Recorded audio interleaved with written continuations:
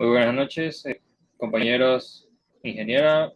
Nosotros somos el grupo 8 y vamos a hacer nuestra exposición sobre nuestro proyecto basado en un e-commerce, específicamente de comida para perros y gatos.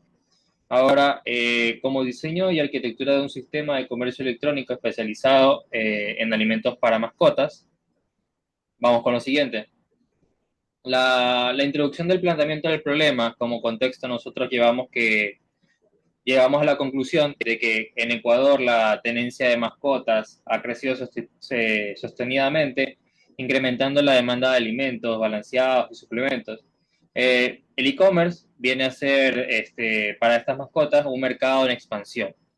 Entonces, como problema central tenemos que los dueños enfrentan tiendas con horarios limitados o inventarios reducidos y portales genéricos sin clasificación por especies, razas o necesidad nutricional, ya que no existe plataforma especializada con filtros y entregas a domicilio.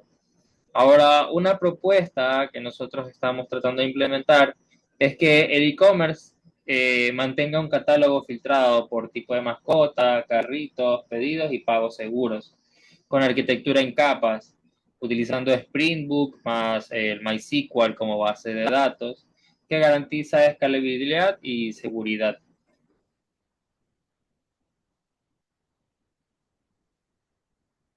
Ahora, uno de los objetivos del proyecto, para finalizar mi introducción, es poder desarrollar un sistema de e-commerce para alimentos de perros y gatos con navegación por el catálogo, carritos y pedidos con pagos seguros, como le indicaba, utilizando la arquitectura en capas con Spring Boot y MySQL.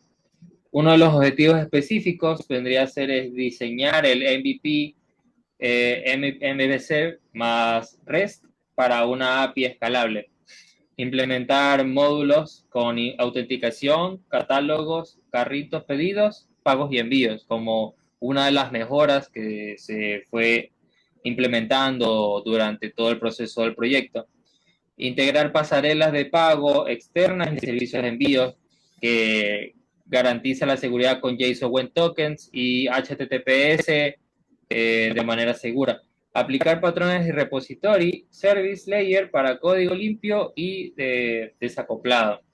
Ahora quería añadir como especificación a nuestra exposición, nuestra presentación se desarrollará de forma alternada, que significa que mientras uno de los compañeros expone su parte, viéndose con la estructura general y los puntos claves de su proyecto, el compañero Medina intervendrá brevemente tras cada sección para profundizar en los datos técnicos de manera más dinámica.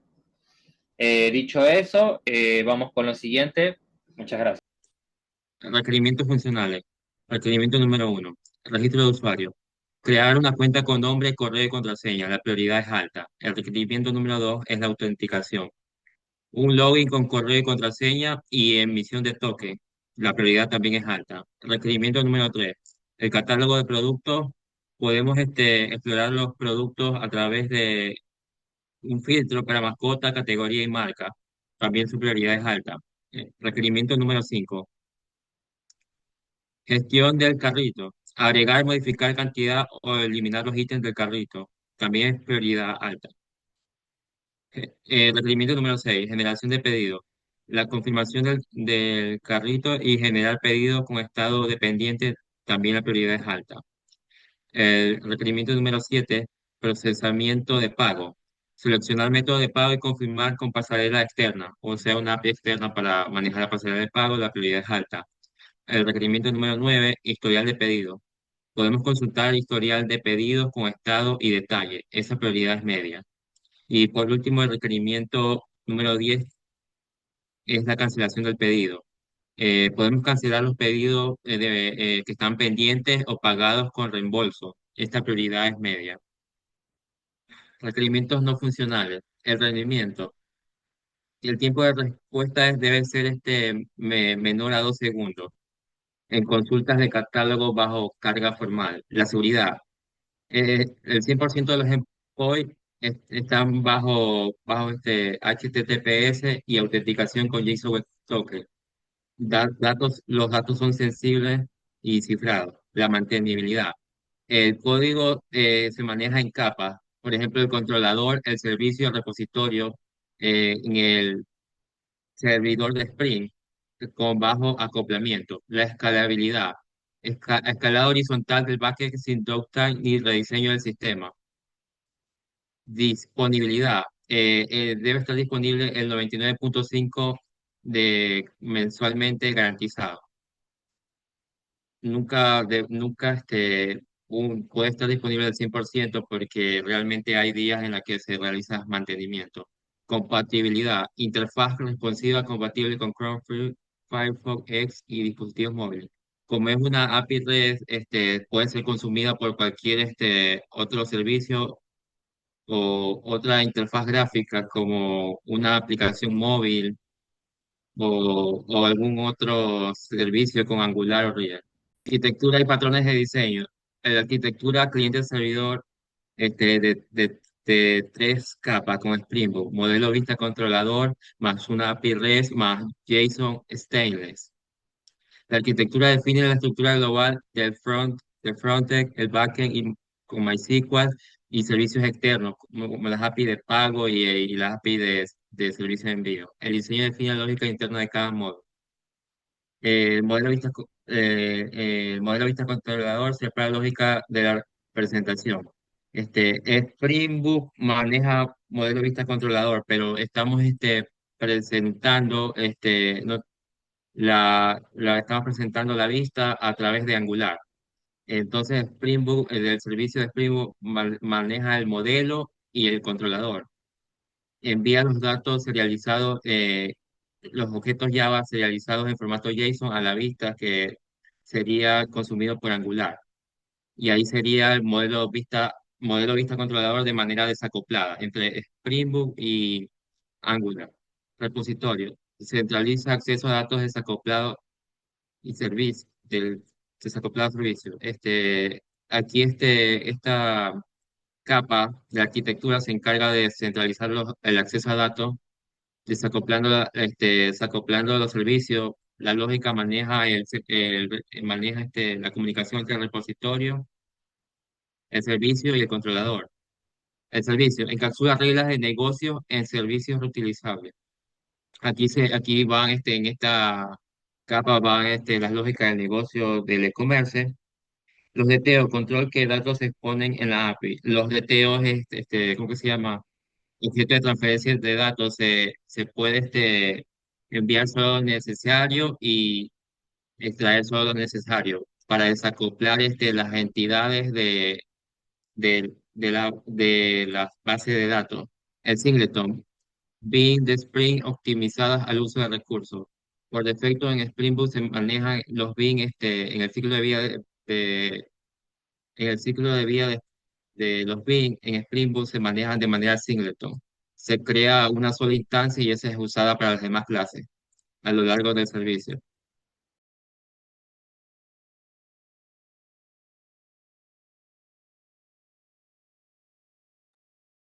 Buenas noches, mi nombre es John y yo les voy a explicar sobre el diagrama de estado. Empezamos con el estado inicial y pasa directamente a caritativo, que representa el momento en el que el cliente todavía está agregando productos. Cuando el cliente decide finalizar la compra, se dispara el evento de confirmar carrito, llevando el sistema al estado de pedido creado. Desde pedido creado, el sistema evalúa si hay stock disponible. Si el stock es correcto, se ejecuta la transición marcada con stock ok a pagar, llevando al estado pendiente de pago. Aquí si se dan cuenta en la sintaxis, lo que está entre corchetes es una guarda, es decir, una condición que debe cumplir para que la transición ocurra. En este caso, pagar es el evento o la acción que se dispara en el cambio. Una vez que el pago se procesa correctamente, el evento procesar pago lleva el pedido al estado de pago confirmado. Con el pago confirmado, el sistema ejecuta enviar al almacén, moviendo el pedido al estado de en preparación.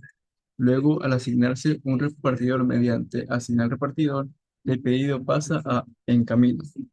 Finalmente, cuando el repartidor con confirmar la entrega, el pedido llega al estado de entregado, que en el diagrama tiene un borde más grueso para resaltar que es el camino de éxito. Desde ahí, el evento cerrar pedido lleva el pedido al estado final, cerrando su ciclo de vida de forma exitosa. Ahora tenemos los estados de errores. El primero que tenemos es el que dice sin stock. ¿Qué ocurre cuando si al confirmar el pedido no hay stock disponible desde el pedido creado, se dispara la transición sin stock hacia el estado sin stock? Este es un estado transitorio. Desde ahí el sistema ejecuta notificar, informando al cliente y al pedido para pasar directamente al estado de cancelado. De ahí también tenemos lo que es pago fallido. De forma similar, si el pago es rechazado desde el pendiente de pago, se dispara la transición de rechazado hacia el estado de pago fallido. Desde ahí, el evento cancelar lleva también el pedido al estado de cancelado. Entrega fallida y reintento. El caso más particular es el de cuando se encuentra en camino, donde si la entrega falla, por ejemplo, el cliente no se encuentra en dirección, se dispara la transición fallida hacia el estado de entrega fallida. Pero a diferencia de los otros dos errores, este estado no termina en cancelación, sino que tiene una autotransición, es decir, reintentar, representada con una flecha curva que sale y vuelve al mismo estado de en camino. Este modela un reintento en el proceso de entrega, sin necesidad de cancelar el pedido. Tenemos finalmente lo que es el estado de cancelado. El estado de cancelado está resaltado con un relleno más oscuro en el diagrama, lo cual indica, según la vivienda, que es un estado terminal, alternativo. Una vez que el pedido llega hasta ahí, ya no puede continuar con el flujo principal, desde cancelado, sino que una transición planteada lleva directamente al estado final del diagrama, cerrando el ciclo de vida del pedido, aunque con un resultado distinto a lo que es el empleo entonces. Gracias. Ahora voy a explicar la aplicación de los patrones de diseño representados en este diagrama de clase. Los patrones de diseño son soluciones reutilizables a problemas comunes durante el desarrollo de software. En este sistema podemos identificar principalmente el patrón adapter y el patrón singleton. Ya, el primer patrón es adapter. En este sistema existe una interfaz llamada meta de pago, que define operaciones principales, que es procesar pago y validar transacción. Debido a esta interfaz encontramos dos clases, pago PayPal Adapter y pago Stripper Adapter. Estas clases implementan la interfaz y adaptan el funcionamiento de diferentes plataformas de pago. Cada plataforma de pago tiene su propia forma de comunicarse con el sistema. En lugar de la clase de pago, conozca cómo funciona PayPal o Stripper directamente. Utiliza la interfaz método de pago. Los adaptadores traducen las llamadas del sistema al formato específico que necesita cada proveedor. Ya, un ejemplo, si mañana la empresa quiere aceptar Mercado Pago, simplemente se crea una nueva clase llamada Mercado Pago Adapter, que implemente el método de pago. No sería necesario modificar la clase de pago. El segundo patrón es singleton. Aunque el diagrama no muestra explícitamente el método de instante, este patrón puede aplicarse perfectamente a la clase inventario, porque el inventario representa el stock disponible de todos los productos. No tendría sentido que existan varias copias del inventario porque podría mostrar cantidades diferentes. Entonces, con singleton se garantiza que existe una sola instancia del inventario durante la ejecución del sistema. Esto evita que haya información duplicada e inconsistencia del stock y conflictos cuando varios usuarios realizan compras al mismo tiempo. Un ejemplo, si dos clientes compran el último producto disponible, ambos accederán al mismo inventario. De esta manera, el stock se actualiza correctamente y no aparecen datos diferentes. Ya, el patrón adapter permite integrar fácilmente diferentes plataformas de pago mediante una interfaz común, mientras que el patrón singleton asegura que componentes críticos como el inventario tengan una única instancia, garantizando consistencia y facilidad del mantenimiento del sistema. Buenas noches, compañeros. Buenas noches, profesora. Yo voy a hablar sobre el diagrama de despliegue de nuestro sistema, la cual está basada en una arquitectura de cliente-servidor. eh, Desacopla en tres capas principales, lo que es clientes, servidor y base de datos. Esta está conectada además con servicios externos, como vemos acá, lo que son para hacer pagos, servicios de envío, servicios de correo, y bueno, y el almacén de imágenes, tanto como logos de nuestro sistema o este producto que esté en el sistema como tal. Tenemos también eh, lo que son en clientes, tenemos lo que es el tipo de usuario, en este caso es el cliente de usuario y el administrador. Ambos acceden desde cualquier navegador, puede ser tanto web como aplicación también.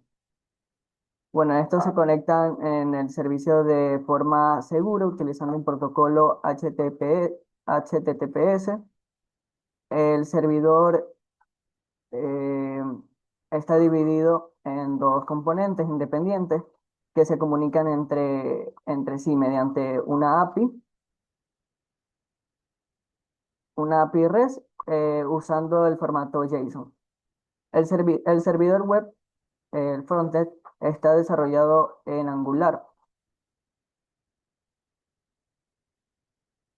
y este se encarga de la interfaz gráfica, despliegue, archivos estáticos con el index.html y el access. El servidor de aplicación, el backend, está desarrollado con un Spring Boot eh, y maneja toda la lógica de negocio del despliegue de archivos. Este, vamos a ver. Eh, bueno, el ejecutable application, el YAR junto con su configuración, application properties y el sistema de logs. También tenemos lo que es el servidor de base de datos, que está aquí. El backend se conecta mediante un JDBC SQL a una base de datos relacionado a MySQL. Aquí almacenamos lo que es de forma segura la información del negocio, como es el usuario, el producto, este, como es la comida de mascotas, el inventario, el pedido, pagos y envíos. En servicios externos, en la derecha, tenemos lo que es para optimizarle el sistema. Esto nos conecta a lo que es una API REST y a la plataforma externa especializada para cuatro funcionalidades críticas. La pasarela de pagos en línea, el servicio de envío para el rastreo, perdón, el servicio de correo para enviar las notificaciones al cliente y un almacenamiento de imágenes en la nube para las fotos de los productos como mencioné. También tenemos lo que es el almacenamiento de archivo en la izquierda abajo. Tenemos lo que es de forma opcional, incluimos un servidor de archivos local para almacenar logos y recursos estáticos, este, pesados en este caso, aliviando un poco la carga del servidor web. Bueno, eso sería todo de la arquitectura. Nos permite tanto que el frontend y el backend trabajen de forma independiente. Si en el futuro queremos crear alguna aplicación móvil, no tendremos que cambiar el backend, simplemente lo conectamos a la misma API REST, lo que hace que el sistema esté altamente estable y seguro. Gracias. ¿Qué es una API REST? Una API REST es el estado de transferencia representacional. Es una interfaz que permite que dos aplicaciones se comuniquen entre sí. Y en este e-commerce utilizamos dos servidores, el servicio web parte de frontend, que es Angular, y el servicio de aplicaciones, que es el backend en Spring Boot, que sería la API REST que será consumida. Este, será consumida a través de la serialización de objetos Java en cadena de texto en formato JSON. Angular, el cliente, solicita la lista de productos, el Spring Boot, el servidor, recibe la solicitud, consulta en la base de datos y devuelve los productos en formato JSON. ¿Qué es REST? REST es un estilo arquitectónico, no es un protocolo ni una tecnología. Define reglas para diseñar un servicio web. Tenemos los 5 métodos más del estándar, que son GET. El GET se encarga de obtener recursos, como por ejemplo obtener los productos. El POST se encarga de crear recursos, o como por ejemplo registrar un usuario. El PUB se utiliza para actualizar o editar un producto. También el poquito menos usado es el pack, que se utiliza para actualizar parcialmente como un cambio de precio del producto. El delete sirve para eliminar un recurso, por ejemplo, eliminar un producto. La arquitectura principal es cliente-servidor. También hay varias arquitecturas aquí mezcladas, como es la, la capa de presentación, que es lo que ve el cliente, la capa de acceso a datos, que es el servicio de MySQL, y la capa de la lógica de negocio, que sería la API de Spring. A continuación voy a explicar lo que es el diagrama de secuencia. Empecemos primero con el bloque, que es el login y generación de token. Todo comienza cuando el usuario ingresa a su usuario y contraseña en el navegador. El navegador arma una petición HTTP post hacia el endpoint API o login, enviando esas credenciales en el cuerpo de la solicitud.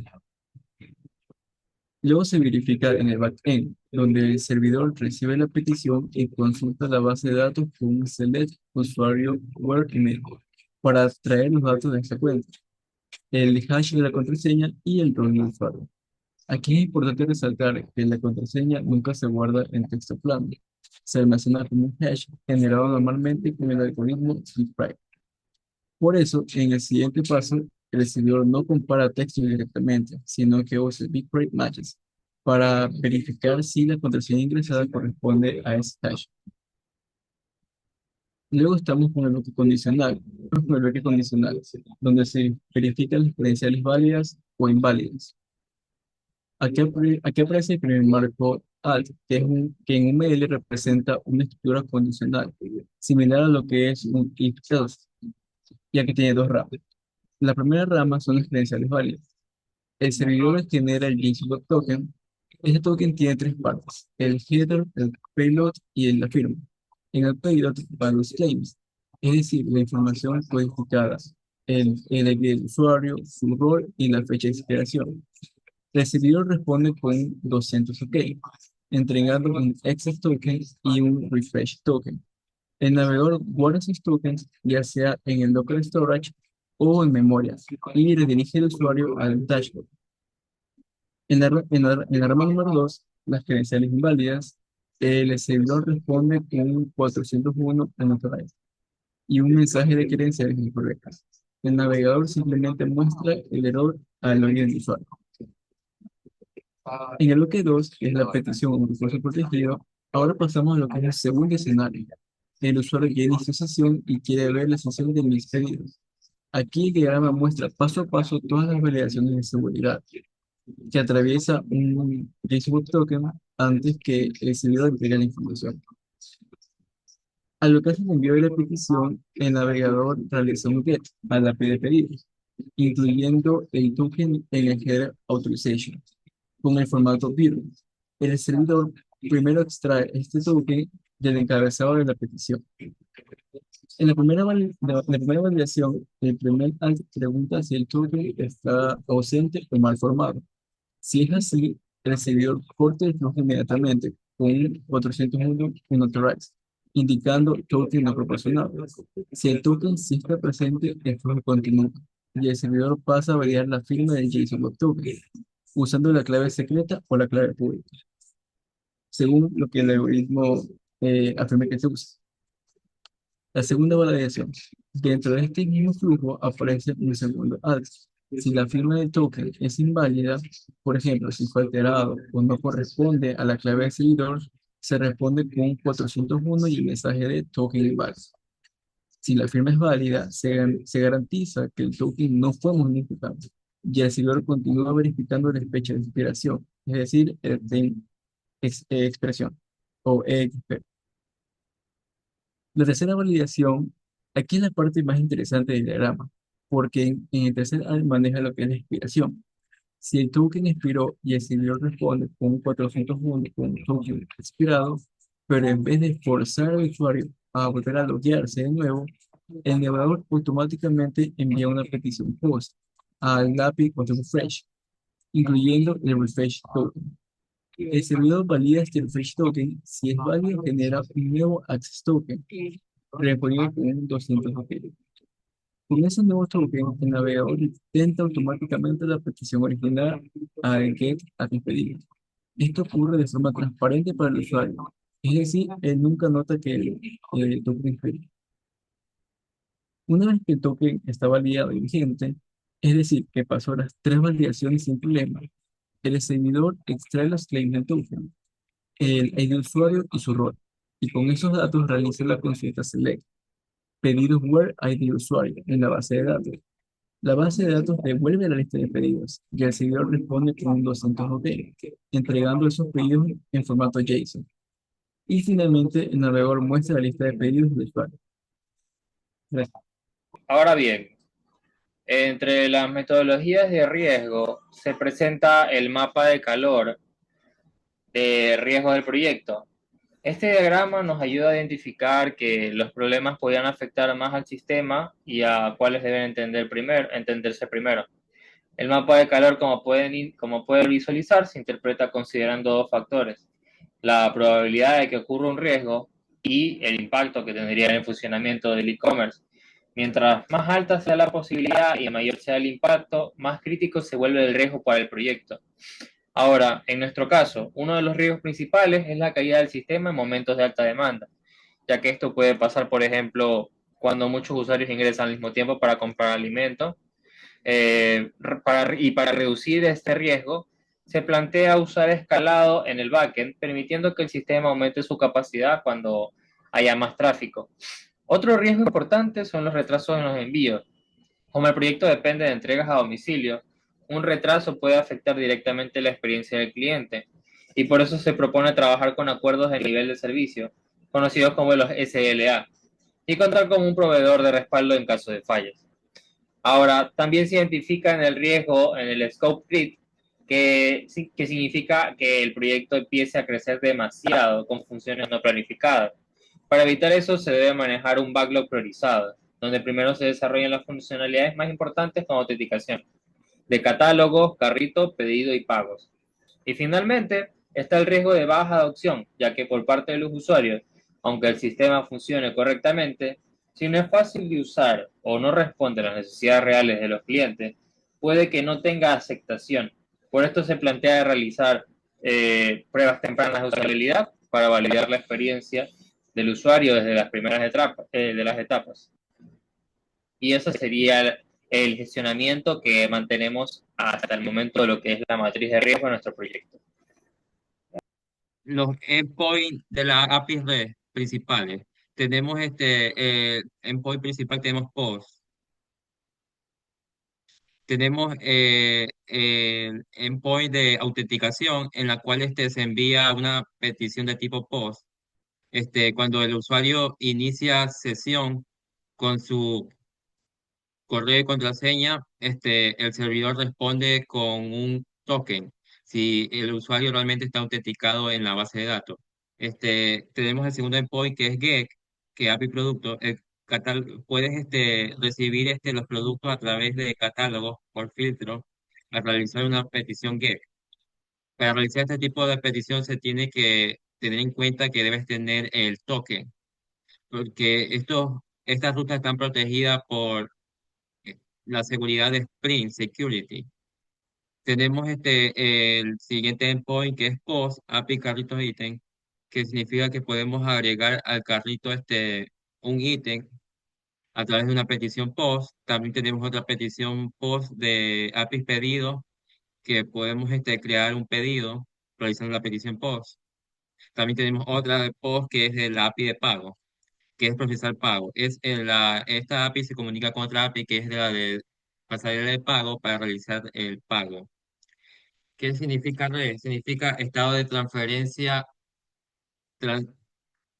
de transferencia representacional. Significa que se maneja las peticiones a estas rutas, no se almacenan, no guardan estado. Aquí tenemos, en esta imagen tenemos la arquitectura en capa dentro de Spring Boot, del servicio de Spring Boot. Aquí tenemos la arquitectura que maneja cuatro capas. La capa del modelo entidad, la cual se encuentran las clases que están mapeadas en la base de datos. Tenemos la capa de repositorio o la capa de acceso a datos que funciona con JPA. También tenemos aquí la capa de servicio que maneja la lógica de negocio. Y tenemos por último la capa del controlador, la cual envía y recibe las peticiones a través de la API REST. Como mejora propuesta, en la arquitectura podemos agregar Redis. ¿Qué es Redis? Redis es una base de datos no relacional que se gestiona en memoria. Al realizar una petición, Spring Boot se comunica con la base de datos y carga los datos carga los datos a la vista. Pero al usar Redis, después de la primera petición, Spring Boot ya no realiza la consulta a la base de datos, sino que realiza la consulta a la memoria caché. Esto ayuda a aumentar el rendimiento de la aplicación en los tiempos de respuesta.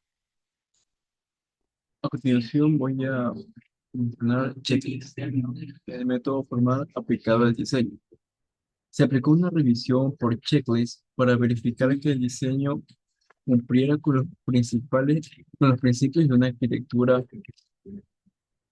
por, por capas. Se comprobó que cada componente tuviera una única responsabilidad. Los controllers gestionan las solicitudes HTTP.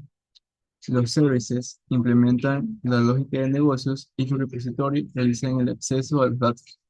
Además, se verificó el uso de DTO para la transferencia de información y autenticación mediante JSON Web Token para proteger los recursos de la API. 3.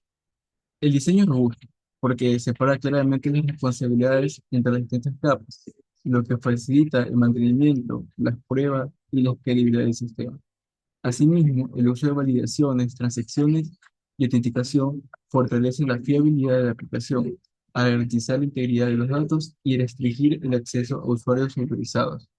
Como mejora futura, podrían incorporarse pruebas automatizadas de integración y análisis estáticos del código para aumentar aún más la calidad del software.